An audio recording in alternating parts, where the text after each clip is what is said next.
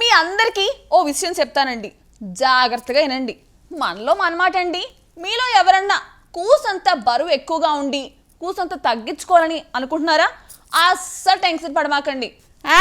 అసలు వెయిట్ తగ్గడం కోసం డైటింగ్ చేసేటప్పుడు మీకు నీరసంగా అనిపించింది కదండి, అప్పుడు మీరు ఏడ్చేస్తారండి. సింపుల్గా ఇది ఫాలో అయిపోండి. ఏం చెప్పకుండా ఫాలో అయిపోమంటుంది ఏంటి అని ఆలోచిస్తున్నారా?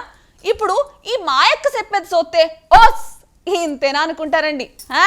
ప్రస్తుతం యూత్లో బరువు కంట్రోల్లో పెట్టుకోవడం, ఒకవేళ ఎక్కువ బరువు ఉంటే తగ్గించుకోవడంపై అవేర్నెస్ ఉంది. కానీ బరువు తగ్గడం కోసం డైటింగ్ చేసే చాలా మందికి ఆకలిని నియంత్రించుకోవడం ఒక పెద్ద సవాలుగా ఉంటుంది. ఈ సమస్యకు మన వంటింట్లోనే సులభమైన పరిష్కారం ఉంది. ఆ పరిష్కారం పేరే గుడ్డు.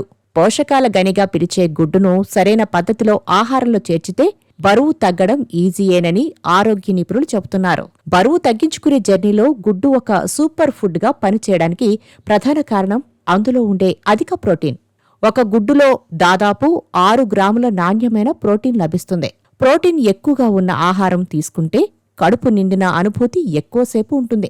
దీనివల్ల అవసరమైన స్నాక్స్ తినాలనే కోరిక తగ్గి రోజులో తీసుకునే మొత్తం క్యాలరీల సంఖ్య గణనీయంగా తగ్గుతుందని ఓ అధ్యయనం స్పష్టం చేస్తుంది.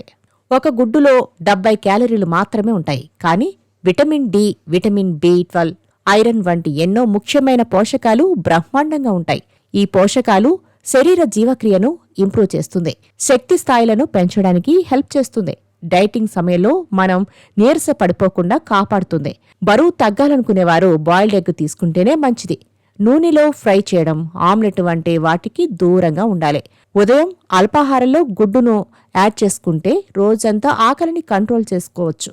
కూరగాయలతో చేసిన సలాడ్స్లో ఉడకపెట్టిన గుడ్డు ముక్కలను కూడా యాడ్ చేసుకోవడం మంచి పద్ధతి.